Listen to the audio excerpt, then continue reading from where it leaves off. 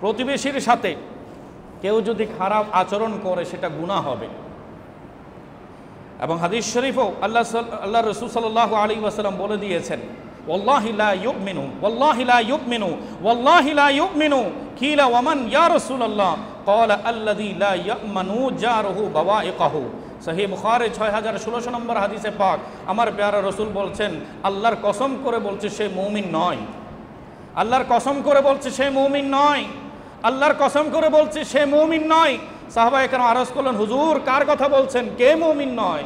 আমার রাসূল বললেন, যার অনিষ্ট থেকে, যার ধোঁকা কষ্ট থেকে তার প্রতিবেশী নিরাপদ থাকে না। প্রতিবেশীদের ব্যাপারে আমরা যদি দেখি, রাসূল করিম সাল্লাল্লাহু আলাইহি ওয়াসাল্লামের দরবারে, আমার রাসূলের দরবারে একজন মহিলার ব্যাপারে সাহাবায়ে কেরাম বললেন, হুজুর অমুক মহিলা বেশি বেশি নামাজ পড়ে। কথাগুলো শুনবেন, বেশি বেশি কি পড়ে? নামাজ পড়ে, বেশি বেশি নফল রোজা রাখে, বেশি বেশি নফল সাদকা করে, কিন্তু হুজুর সে তার মুখের ভাষা দিয়ে তার প্রতিবেশীকে কষ্ট দেয়। মুখের ভাষা দিয়ে প্রতিবেশীকে কষ্ট দেয়। ক্বালা হিয়া ফিন্নার। আমার রাসূল সাথে সাথে বললেন সে জাহান্নামী। দেখুন, বেশি নামাজি, বেশি রোজাদার, বেশি সাদকাকারী, কিন্তু জুবান বড় খারাপ, মুখে বড় বিষ, মানুষকে আঘাত করে কষ্ট দেয়। আমার প্যারা রাসূল বললেন ক্বালা হিয়া ফিন্নার, সে জাহান্নামী, তোমরা জেনে রাখো।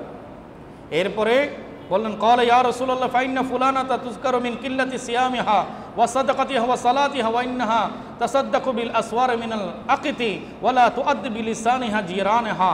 আমার প্যারা রাসূলের দরবারে, রাসূল পাক সাল্লাল্লাহু আলাইহি ওয়াসাল্লামের দরবারে সাহাবায়ে কেরাম বললেন, অমুক মহিলা সম্পর্কে জনশ্রুতি আছে যে সে কম সিয়াম পালন করে, কম নামাজ আদায় করে, কম দান সদকা করে, এবং তার দানের পরিমাণ হলো পনিরের টুকরা। অর্থাৎ সে একটা রুটি বা পনির খাচ্ছে, সেখান থেকে একটা টুকরা মানুষকে দান করে, বেশিও করতে পারে না, তার কাছে সেই সামর্থ্য নাই, কিন্তু সে নিজের মুখ দ্বারা নিজের প্রতিবেশীকে কষ্ট দেয় না, প্রতিবেশীর সাথে ভালো ব্যবহার করে। আমার প্যারা রাসূল সাথে সাথে বললেন ক্বালা হিয়া ফিল জান্নাহ। একটু বড় করে বলেন সুবহানাল্লাহ। রাসূলের জুবান থেকে বের হয়ে গেল, আমার রাসূল বলেছেন আমল কম হোক কিন্তু তার প্রতিবেশী তার কাছে নিরাপদ। আমলের দিকে নয়, প্রতিবেশীর দিকে তাকিয়ে আমার রাসূল বললেন তার আমল কম হলো কোনো অসুবিধা নেই, সেই জান্নাতি হয়ে গেছে। সম্মানিত হাজিরিন, আজ ইবাদত বন্দেগী নিয়ে বড়াই করার তো কোনো সুযোগ নেই। আর ইবাদত কবুল হচ্ছে এটা আমরা আল্লাহর দরবারে আশা রাখি, কিন্তু আমরা নিশ্চিত গ্যারান্টি দিতে পারবো না। কিন্তু আপনি যখন কারো মন খুশি করবেন, কারো দিল খুশি করবেন, ওলামায়ে কেরাম, সুফিয়ায়ে কেরাম বলছেন কারো অন্তর যখন খুশি হয়ে যায় তখন ওই অন্তরের মালিক আল্লাহ খুশি হয়ে যায়, আল্লাহ রাজি হয়ে যায়। বলা হচ্ছে খানায়ে কাবা নির্মাণ করার চেয়ে একজন বান্দার কলবে শান্তি দেয়া তার চেয়ে আফজল। আল্লাহর ঘর খানায়ে কাবা, যেটার দিকে ফিরে মানুষ নামাজ পড়ছে, বলছে ওই কাবার চেয়ে আল্লাহর আরশ যে কাবা, মুমিন বান্দার কলব, ওই কলবটাকে যে একটু স্বস্তি দিতে পারবে, একটু শান্তি দিতে পারবে, একটু প্রশান্তি দিতে পারবে, ওই বান্দার আমলটা কাবা নির্মাণের চাইও শ্রেষ্ঠ হবে। আল্লাহ তাআলা আমাদেরকে আমল করার তৌফিক দান করুক, আমিন। সম্মানিত হাজিরিন, প্রতিবেশীর খোঁজ খবর নিতে হবে, বিশেষ করে নিজের খাবার দাবার সব কিছুর ক্ষেত্রেও যদি প্রয়োজন পড়ে তাদের দেখাশোনা করা আমার প্যারা রাসূল হুকুম দিয়েছেন।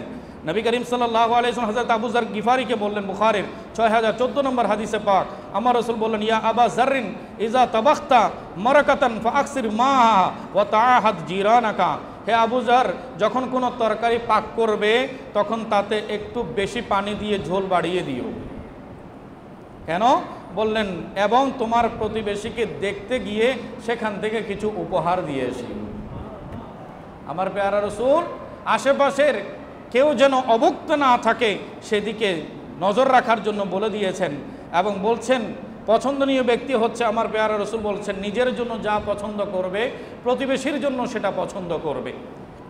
হাদিসে পাক সহিহ মুসলিমে এসেছে 45 নম্বর হাদিস, আল্লাহ রাসূল বলেছেন, ওয়াল্লাযী নাফসি বিয়াদিহি লা ইউমিনু আবদুন হাত্তা ইউহিব্বা লিজারিহি আও ক্বালা লিআখি মা ইউহিব্বু লিনাফসিহি। আল্লাহর কসম করে বলছি, একজন বান্দা ততক্ষণ পর্যন্ত মুমিন হতে পারবে না যতক্ষণ না সে নিজের জন্য যা পছন্দ করে তা প্রতিবেশী এবং তার ভাইদের জন্য পছন্দ করে।